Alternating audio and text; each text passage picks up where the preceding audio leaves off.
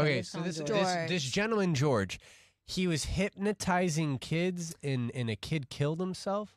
3 kids. It ended in the death of 3 kids through hypnosis, but it said that he hypnotized like at least 75 people in the school throughout all of his years there. And he was there for many years. From 1999 to 2011, he was the principal. Wow. Okay, 800-409-9393. I want to know, anyone listening right now who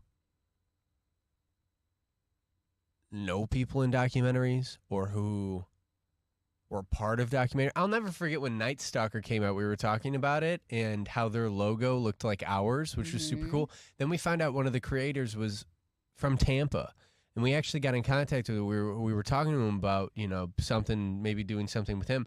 But that's like the closest I've ever been to a documentary. We talked about Chimp Crazy, and I need to get back to the family, but there was a family that reached out to me that was horrible. They showed them in a horrible light that totally wasn't fair to their family.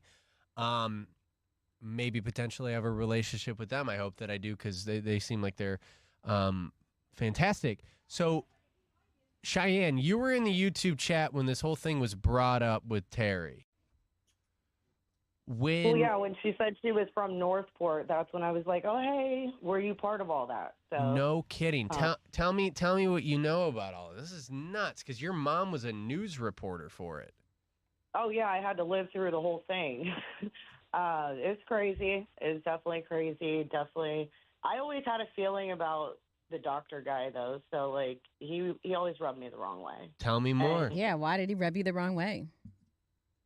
Well, I mean, when they're reporting 75, that's bullcrap, okay? There was classrooms filled with kids, and this was like, you know, for the psychology class, he would go in and he would hypnotize the whole class, you know? So this happened like every quarter.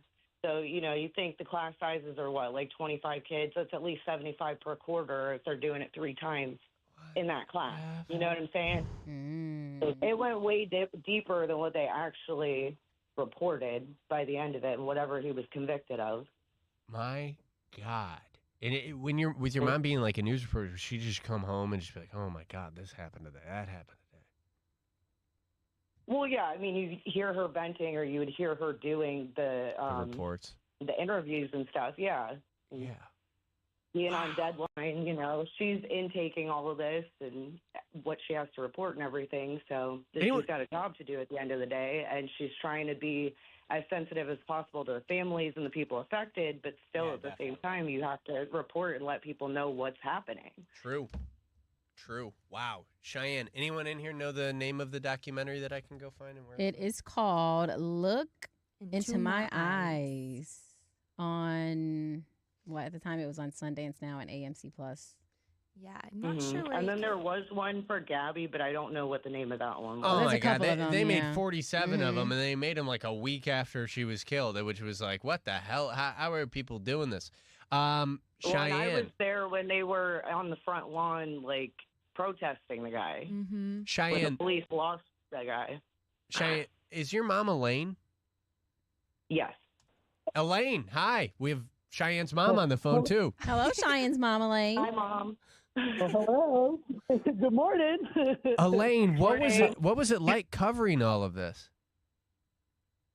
So there was quite a bit of sadness once the parents came together and started talking. Like, you know, my son played guitar and he tried to get better, and Dr. Kenny hypnotized him. And then, you know, within the year, that boy died by suicide.